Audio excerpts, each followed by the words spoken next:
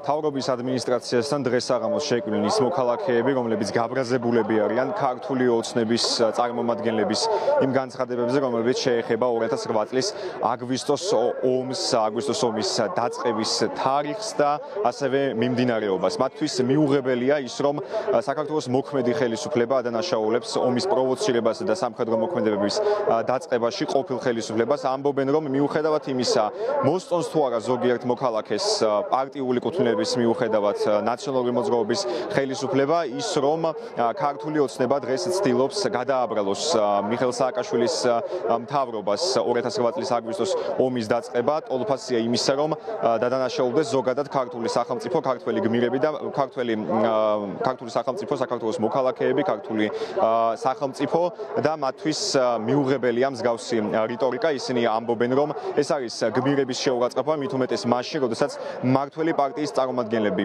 პრემიერ-მინისტრი, პარლამენტის თავმჯდომარე, თავდაცვის მინისტრი მსგავს განცხადებებს აკეთებენ ძმათა სასაფლაოზე, მუხად გვერდში. დღეს 8 აგვისტოს ქართული ოცნების წარმომადგენლები მივიდნენ გმირთა მემორიალთან, სადაც მათ გვირგვინით შეამკეს მათი საფლავები და მოგვიანებით მედიასთან ისაუბრეს 2008 წლის აგვისტოს ომთან დაკავშირებით.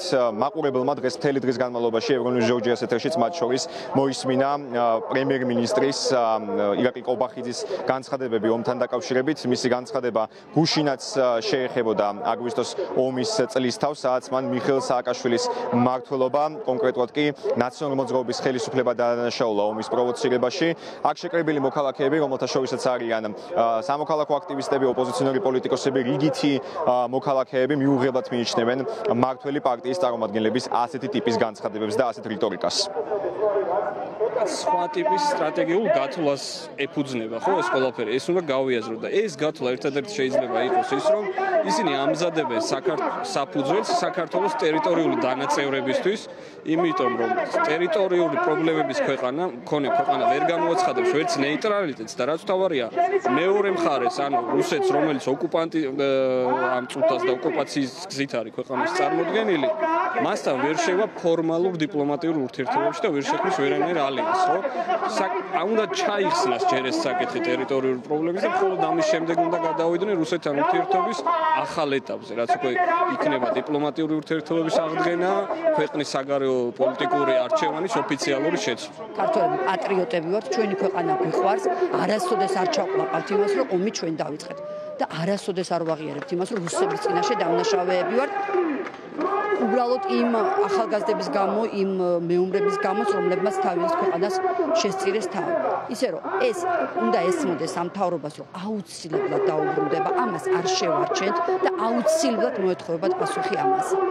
არ არსებობს ისტორიაში ყველაფერი დალაგდება და ამაზე პასუხს აგებენ. დღევანდელი განცხადებები, რომელიც ეგრეთ წოდებულმა ქართული ოცნების წარმომადგენლებმა, ეგრეთ წოდებულმა პრემიერმა გააკეთეს, არის ღალატის კიდევ ერთი მაგალითი, რომელიც სამწუხაროდ აღარ გვიკვირს, მაგრამ ხო გააჩნია სად აკეთებ ამ განცხადებას, როდესაც გმირების საფლავებზე დგახარ და იძახი, რომ ისინი თუნმე უაზროდ შეეწინნენ ვიღაცების ახირებას, არის უდიდესი ღალატი, რომელიც არავინ არ უნდა მოითმინოს, იმიტომ რომ პირველ რიგში ჩვენი ქვეყნის ინტერესები უნდა გავატაროთ და თითოეული ადამიანი, რომელიც იძახის, რომ ომი საქართველოს დაიწყო, ჩემთვის არის მოღალატე და ეს უნდა იყოს საქართველოს აბსოლუტური უმრავლესობის და დარწმუნებული ვარ, რომ ასეც არის, ეს არის უდიდესი შეურაცხყოფა იმ გმირების, იმ ადამიანების, რომლებიც შეეწირნენ ამ ომზე, იმ ადამიანების, რომლებიც საერთოდ საქართველოს ისტორიაში რუსეთთან ომში დაიღუპნენ.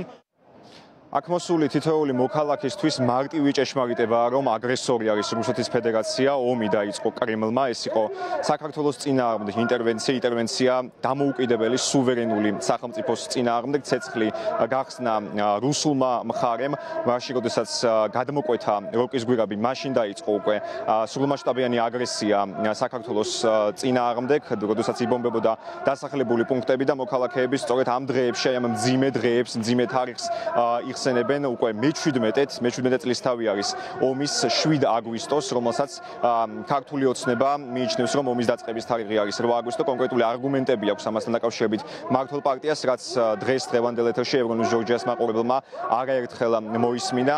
აქ შეკრებილი მოქალაქეები კვლავ იხსენებენ დაღუპულთა ხსოვნას, მიაგებენ პატივს გმირებს, რომლებიც შეერწინნენ საქართველოს ტერიტორიულ მთლიანობას, არ დათმეს ეს ქვეყანა და სისხლის და საკუთარი სიცოცხლის ფასად იბრძოლეს საკუთარი სამშობლოს დასაცავად.